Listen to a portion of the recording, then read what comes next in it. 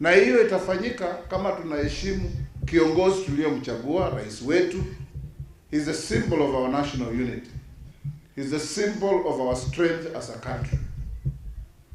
Tumuheshimu, alafu tukuje pamoja, tufanye kazi pamoja. Mambo iliyoko bunge, unajua mimi ni referee, siwezi kuzungumzia hapa. Na ngojea wabunge wakuje na kwa bunge na mambo yao. Nikiwasadia tu wafuate sheria, mambo ifanyike sawa sawa. Ndio mlipa ushuru. Katika mpunga wenu hapa mnalipa. Mkinunua vitu ya jikoni mnalipa. Mkinunua mafuta ya gari mnalipa. Hiyo ushuru ndio inarudi kutufanyia maendeleo. Na pia kuwashukuru wakulima wa hapa wa mpunga kwa sababu almost 20-25% ya mchele inayokulwa Kenya inatoka hapa kwenu. And this is a major contribution to the food security of Kenya.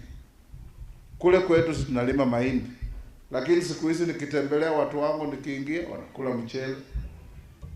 Kula mchele na hiyo mchele inatoka hapa. Nyinyi pia siku hizi mmevamia ugali.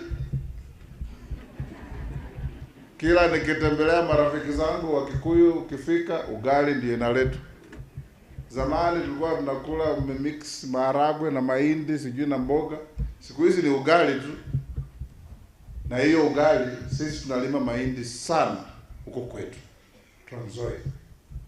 Na jamii zinazolima huko hata watu yenu wako huko. So further, what I'm saying is, let's continue encouraging the unity of our country. Tusisimame kila wakati kusema watu yangu, wandu ya nyumba.